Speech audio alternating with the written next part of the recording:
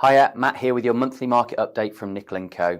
Starting with the local market. Sales in Worcestershire have decreased by 34% compared to the previous 12 months, with the actual number of transactions at 3,887. The sales were pushed up by the stamp duty incentives of 2021 and 2022, but they're now returning to a more normal rhythm. In Worcester, we saw a decrease of 33% in sales with 1,728 sales recorded. In Malvern, they saw a decrease of 32% with 599 sales recorded, and Droitwich saw a decrease of 28% with 450 sales recorded. Over the last 12 months, all areas in Worcestershire have shown growth in their average sold prices.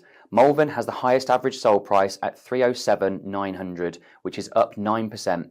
Droitwich is up next at 296,800, up 7%, and Worcester has an average sold price of 256,300, which is also up 9%. In the last 5 years, average transaction values in Worcester and Malvern have increased by 27%, while Droitwich has increased by 21% only. Across Worcestershire as a whole, sold prices have increased by 27%.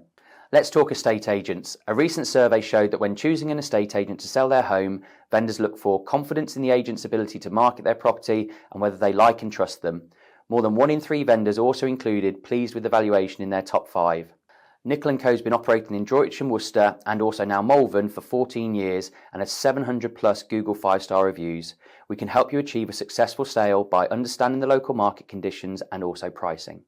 On to the national market. Buyer demand has increased in the first couple of months of 2023, with 94 potential buyers registered per estate agency branch in February. That's up from 39 in December 2022. The UK property market is settling back to its pre-pandemic rhythm, with the number of sales agreed in March 2023 just 1% lower than in March 2019. Property portal Zoopla has recently published data around asking price discounts, with reductions of 4.5% being relatively common. That indicates that many sellers are possibly being a little bit too optimistic with their current market pricing. The average house price in the UK stood at just over $288,000 in January, which is 1.1% lower than the previous month, but 6.6% higher than the same time in 2022. The latest forecast from the OBR suggests that price moderation of 6.8% is to be expected for the housing market over the course of 23 to 24. Now time for the economy. The UK economy grew by 0.1% in the 3 months to February, with a boost in construction activity and the effect of strike action balancing each other out. Inflation was at 10.1% in the year to March, falling 0.3% from February. Food prices continue to rise, but fuel prices have moderated.